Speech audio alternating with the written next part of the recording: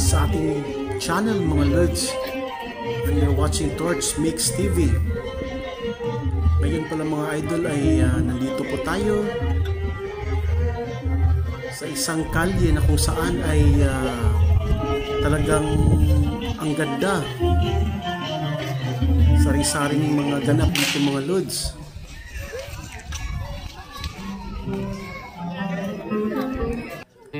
Kasalukuyan mga Lods ay nandito po tayo sa Hufuf, Al-Hasa, Saudi Arabia.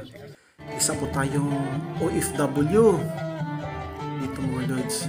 Kaya nataon naman na day off natin ngayon ay gala muna tayo mga Lods at isasama ko kayo sa aking galaan sa araw na ito. Kaya nga sit back and enjoy my video mga Lods.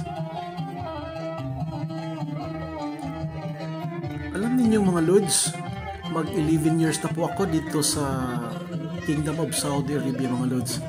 Ang dami kong mga natutunan, ang dami kong na-realize na talagang dito sa abroad kailangan mo talagang tiisin mo talaga na alam mo na, number one dyan ay mag-isa ka lang, tapos malayo ka sa pamilya mo sa Pinas. Kailangan mo talagang kumayo dito mga Lods. Ayan. Pero alam niyo mga idol, sa 11 years ko dito sa Saudi Arabia, napamahal ko na rin yung culture ng mga Arabo mga Lods.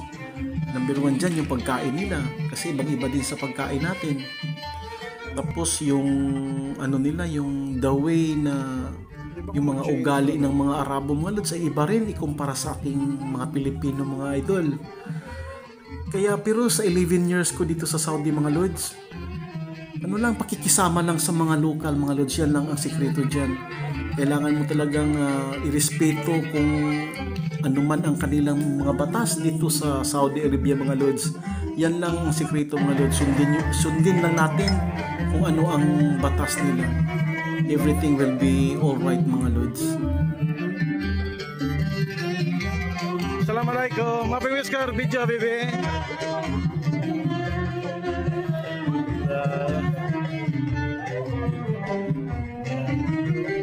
Thank you so much. Thank